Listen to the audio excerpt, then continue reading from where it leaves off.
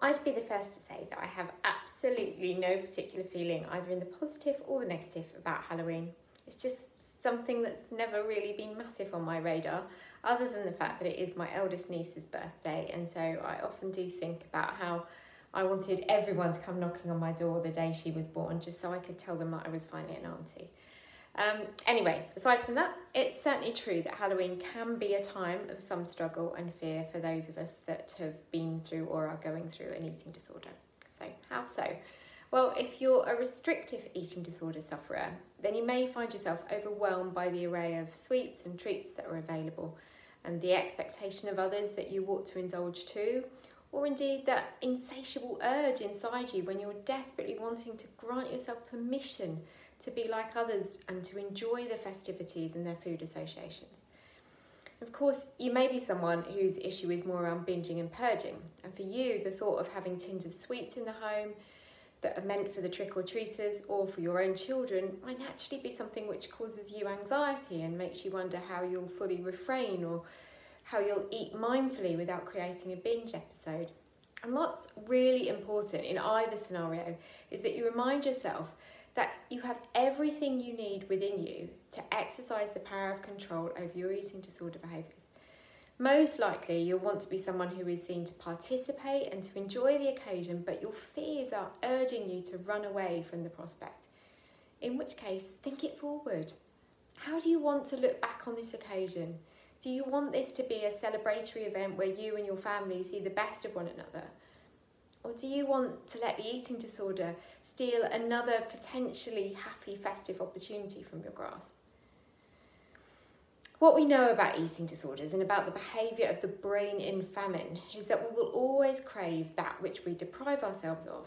The more we set rules of restriction and the more we make certain foods the villain of the piece, then the more we'll desire them. And we'll feel out of control when we're around them because that mental hunger has tortured us. It's perhaps natural, therefore, that things like sugary foods fall into this category and that they're the very ones that we're petrified of or likely to binge on in secret or in distress. So, how do we make sure that occasions like Halloween are things that we can enjoy rather than endure? Here's some things that I thought you might find useful to consider.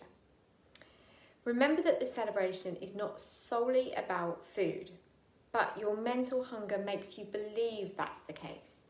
Think of all the other things that are associated with the event, like carving pumpkins, hanging lanterns, and perhaps making costumes for yourself, your friends, or your family members.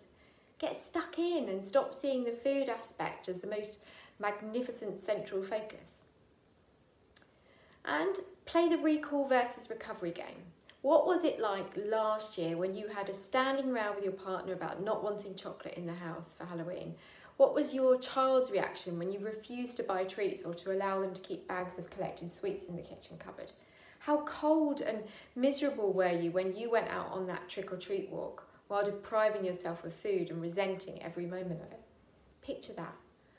Ask yourself how different this year could be. And share your fears. Let your parent, partner or housemate know how this time of year feels for you. Discuss what will be easier for you. Is it better that there are small bowls of treats in rooms of the house rather than one massive food and sweets on a table? Is it easier for you to be involved in the shopping for seasonal treats or to allow the judgment of the others that you trust in your life? And then finally, challenge, repeat, challenge, repeat. As easy as you should try to be on yourself in some ways, it's also really necessary that you do step out of your comfort zone. You might not want handfuls of Halloween treats, but now is the right time to attempt that which scares you. Think about what you could have, which takes you closer to your recovery goals. And consider how you will use the time after eating, be that chatting with a friend, playing a game, watching a movie, but plan for distraction. And of course, it's always worth saying you should keep the details of Wednesday's child at hand and get in touch if you need to. Let me know how you get on and what becomes your Halloween and your experiences of looking after yourself on this festive occasion.